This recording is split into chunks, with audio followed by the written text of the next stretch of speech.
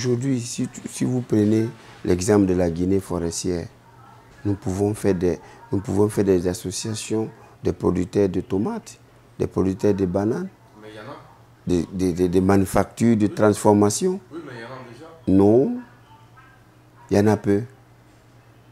Et tu ne peux pas me donner l'exemple d'une industrie de transformation de bananes en Gérékoré, à Yomu, à Lola ou à Beta ou à Bamakama. Non, il n'y en a pas.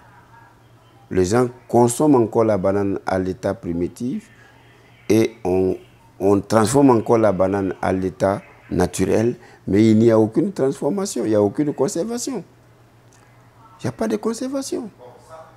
Oui, mais ça, c'est un problème national. Ça ne relève pas de la diaspora, ça. Non, non. Si. Je ne pense pas que ce soit un problème directement du gouvernement. Le gouvernement peut accompagner une activité des individus, des associations, des groupements. Aujourd'hui, quand tu prends un pays comme le Cameroun, il y a les associations des femmes qui braisent du poisson. Vous trouverez très ridicule ou très peu, mais c'est une grande association. Tous les grands hôtels sont ravitaillés par ces femmes, au besoin avec des numéros.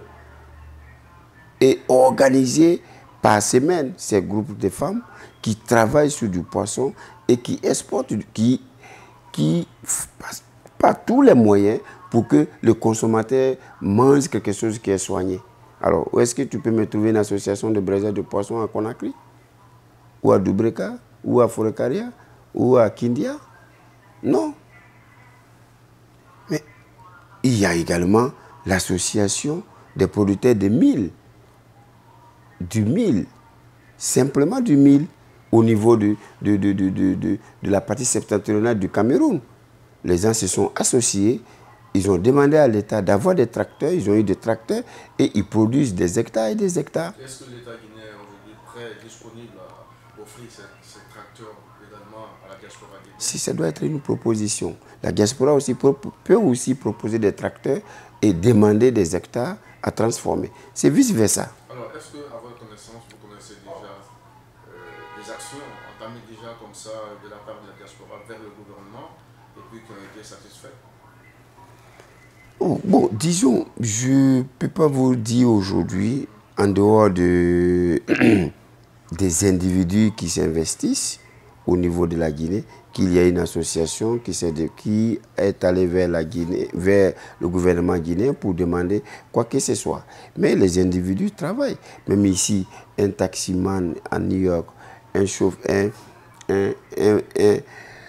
tablier à New York a un appartement en Guinée, à un étage en Guinée. Et ça, c'est un effort.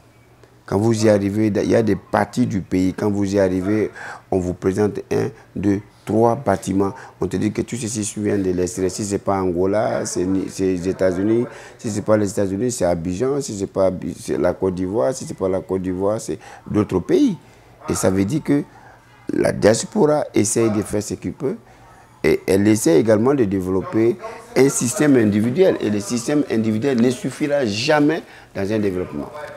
Et maintenant, responsabiliser le gouvernement à accompagner ce développement.